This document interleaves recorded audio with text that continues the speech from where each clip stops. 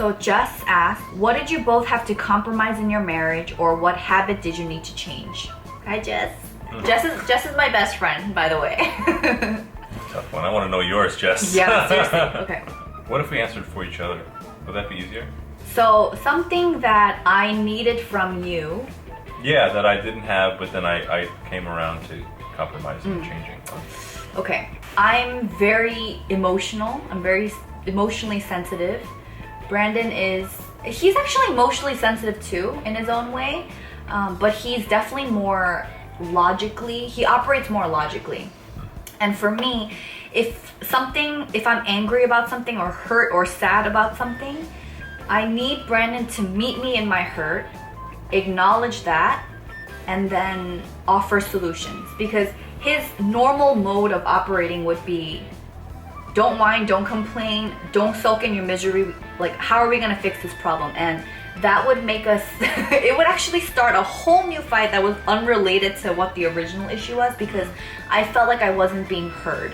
So even now, when I bitch and vent to Brandon, it's nice because he'll be like, oh man, I'm sorry you're going through that. That really sucks. And just those 2 sentences, that opens me up to saying, babe, what should I do? Now I want to hear the suggestions that he has to offer, because Brandon really has great suggestions. It's just, I'm just not ready to hear it sometimes, because I feel that when he doesn't acknowledge my hurt, whatever's bothering me is totally minimized. Like, I'm making a big deal out of nothing, where I feel like if something is bothering me, it's definitely tied to other experiences or hurts that I've had, which is triggering, all these different emotions in me.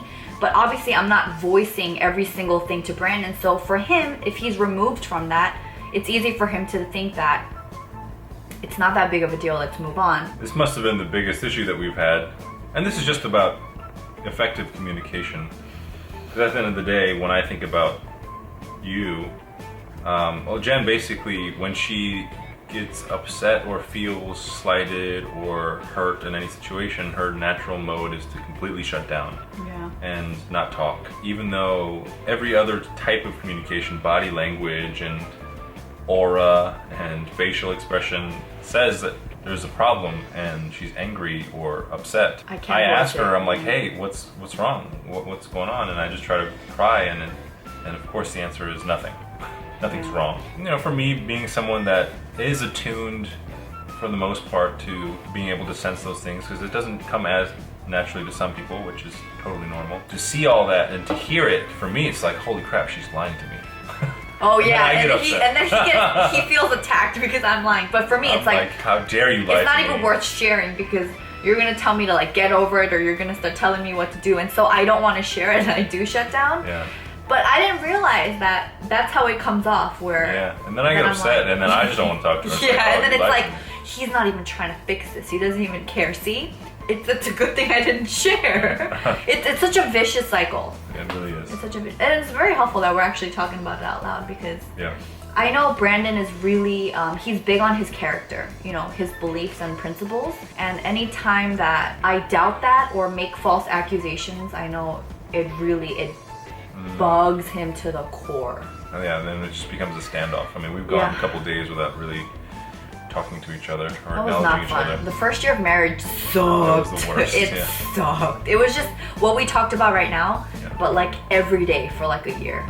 I think what's great is I've definitely seen Jen change in a way where she can be upset and she will shut down, but it's just really cool to see, like, I say something that wasn't mean intentionally, but in that moment, she was sensitive to that kind of comment, and I could definitely see, the normal shutdown happening, and then, a few minutes later, she'll be fine, just picking up where we left off. And then I think she has learned to process those things and understand that I'm not being mean, or I'm not trying to criticize her. It's just my natural mode of saying, I need to understand, why and what and all the different steps that went on.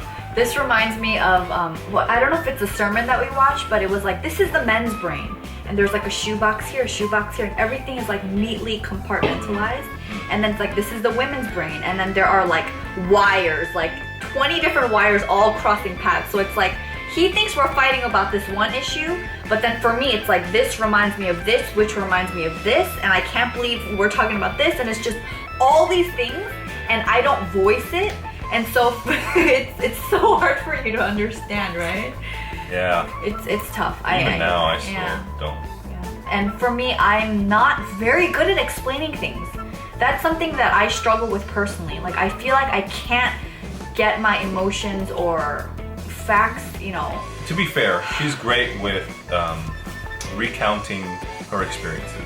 So like I have a hard time explaining like the emotional things that have gone on, like how my day was so great, or why this situation was so amazing, or why this was so terrible. Like I can do it, but it's not anywhere near the realm of how exciting she can make that. But I can basically distill certain principles and truths and lessons that I've learned and explain it to a degree that people can, I think, understand. And I think that's also true with situations and circumstances that we go through. Like I can, you know, sort of piece things and puzzle things together, and I enjoy doing those things, but that's not how you're wired. You don't, that's not, yeah, that doesn't interest you as much as like the experience and what being I able smelled, to make that, what I was hearing. yeah, relive and retell and have those people that you love be able to experience what you went through. I mean, that's, in that sense, you're a great storyteller and a great communicator. You Yeah, when balance I each other need out. Brandon to understand me, it's so hard for me because I can't lay out the facts. We're still working through it though. Yeah, that one is still Thanks for working the on. question. But I think there's a lot of little compromises too that we haven't even talked about, like your frustration with certain things about, I don't know, cooking or taking out the trash or cleaning. Like for example, trying not to make the bathroom floor too wet.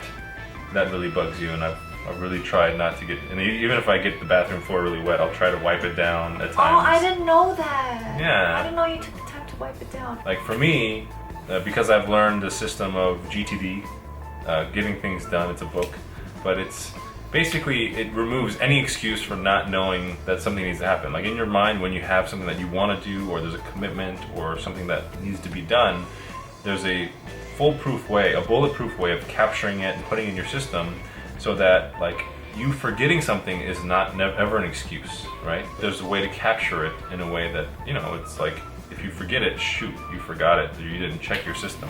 I've read a lot of books, and you know, that was the one where I was like, hey, this is, please, like, if you love me, this is the one book that you'll get behind and you'll read. And you have read it and you've implemented it, and it's hopefully done some, For sure. yeah, there's still some things we got to work out here or there. I have a lot of grace for someone proactively coming up and saying, hey, you know, I wasn't able to get to it, or I know it was on my plate, but this all came up and I just need more time. There's very little grace now with, oh my God, I forgot. Like, holy crap, it's just the ball totally dropped and I don't know where it went, and I only was able to remember it as you brought it up, that kind of thing. There's other little things too, right? Separate video. Okay, separate video.